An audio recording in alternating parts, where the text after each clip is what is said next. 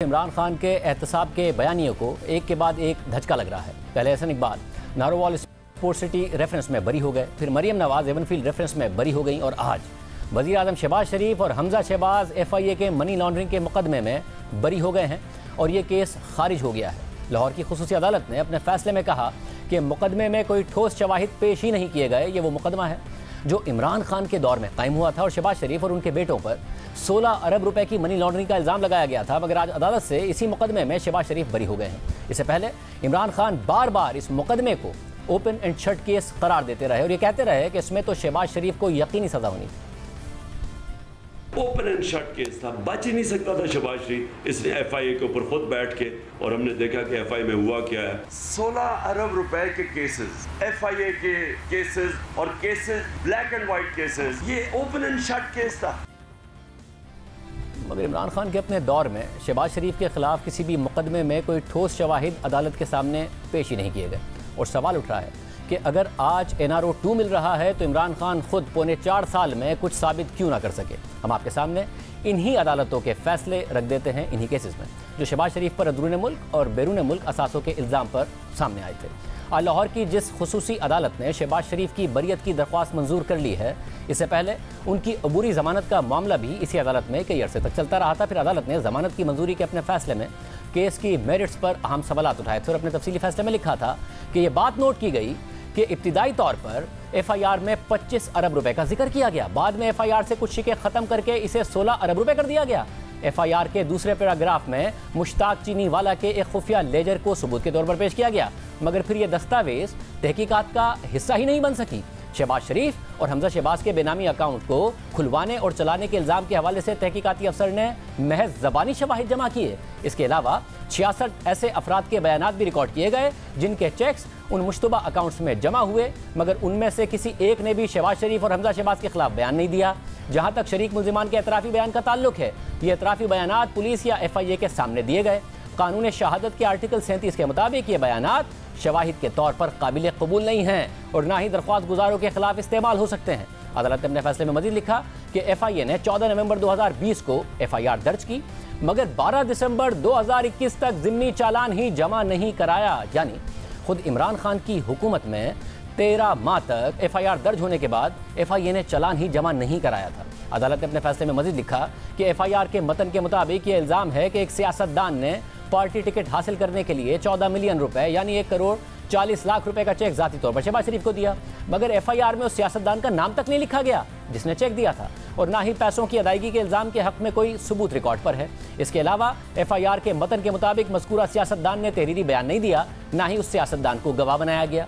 अब ये भी एक अहम मामला है क्योंकि तहरीक इंसाफ ने इस इल्ज़ाम को भी बार बार मीडिया पर दोहराया, प्रेस कॉन्फ्रेंसेस की, मगर अदालती फैसले के मुताबिक ना तो FIR में उस सियासतदान का नाम लिखा, ना कोई सबूत दिया, ना उसका कोई तहरीरी बयान जमा कराया। अदालत ने अपने फैसले में मजीद लिखा था कि रिकॉर्ड के मुताबिक शहबाज शरीफ और हमजा शहबाज 2 मरतबा यानी 18 दिसंबर 2020 और 8 जनवरी 2021 को जेल में FIA की तहकीकात में शामिल हुए।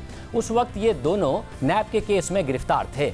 FIA की तहकीकाती टीम के जेल के दौरे के बाद FIA की तरफ से 5 महीने तक खामोशी इख्तियार की गई, मगर जब दोनों दरख्वास्त गुजारों को नैब के केसेस में लाहौर हाई कोर्ट ने जमानत पर रिहा कर दिया तो FIA की तहकीकाती टीम ने कॉल अप नोटिस जारी कर दिया।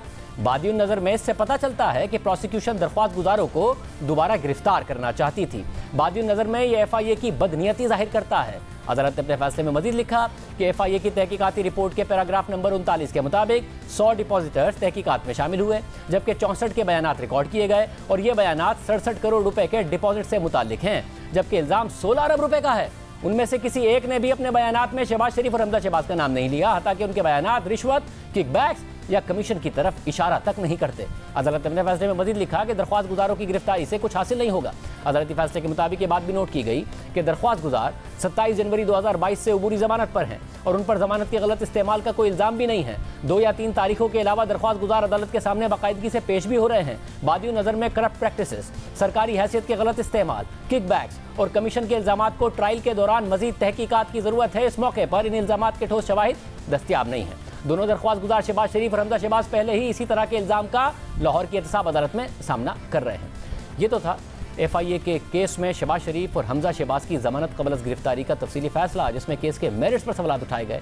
जबकि इस केस से पहले नैब के मनी लॉन्ड्रिंग और आमदनी से ज़ायद असासाजात केस में भी शहबाज शरीफ की गुज़िश्ता साल लाहौर हाई कोर्ट से जमानत मंजूर हुई थी। इमरान खान का दौर था और उन्हें 7 माह हिरासत में रखने के बाद अप्रैल 2021 में जमानत पर रिहा कर दिया गया और नैब आज तक कुछ साबित नहीं कर सका है। हालांकि शहबाज शरीफ इमरान खान की हुकूमत में 7 माह जेल में रहे।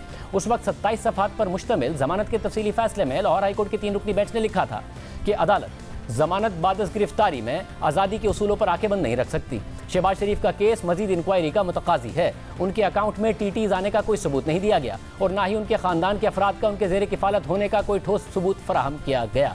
इससे पहले फरवरी 2019 को लाहौर हाई कोर्ट ने शहबाज शरीफ को आशियाना और रमदान शुगर मिल केस में जमानत दी थी और यहाँ भी केस के मेरिट्स पर सवाल उठाए थे और नैब के किरदार पर तनकीद की थी। सिर्फ यही नहीं, इमरान खान ने अपने दौर में शहबाज शरीफ और उनके बेटे सुलेमान शहबाज के खिलाफ मुल्क से बाहर यानी बरतानिया में भी मनी लॉन्ड्रिंग की तहकीकात करवाई और वहाँ से भी उन्हें शहबाज शरीफ के खिलाफ कोई कामयाबी नहीं मिल सकी थी। हालांकि तहकीकात के दौरान पाकिस्तानी हुक्काम बराह रास्त बरतानवी हुक्काम से राब्ते में रहे और उन्हें मालूमात फराहम करते रहे। शहबाज शरीफ और सुलेमान शहबाज दोनों के अकाउंट्स फ्रीज करा दिए गए और फिर दोनों को क्लीन चिट मिल गई और बरतानिया की नेशनल क्राइम एजेंसी ने 2 साल तक तहकीकात के बाद बरतानवी अदालत में बताया कि उन्हें ऐसे कोई शवाहिद नहीं मिले कि जिससे यह साबित हो सके कि शहबाज शरीफ और सुलेमान शहबाज ने मनी लॉन्ड्रिंग की है। इसी बुनियाद पर शहबाज शरीफ और सुलेमान शहबाज के फ्रीज किए गए अकाउंट्स भी बहाल कर दिए गए थे। वो केस था जिसने साबका हुकूमत के एहतसाब के बयानिए को धचका पहुंचाया, बदनामी का बाइस बना और फिर इमरान खान ने शहजाद अकबर को मुशीर एहतसाब के ओहदे से ही बरतरफ कर दिया। हमने इस पर बात करने के लिए तहरीक इंसाफ के मुतअद्दिद रहनुमाओं को प्रोग्राम में शिरकत की दावत दी, मगर कोई तैयार नहीं हुआ।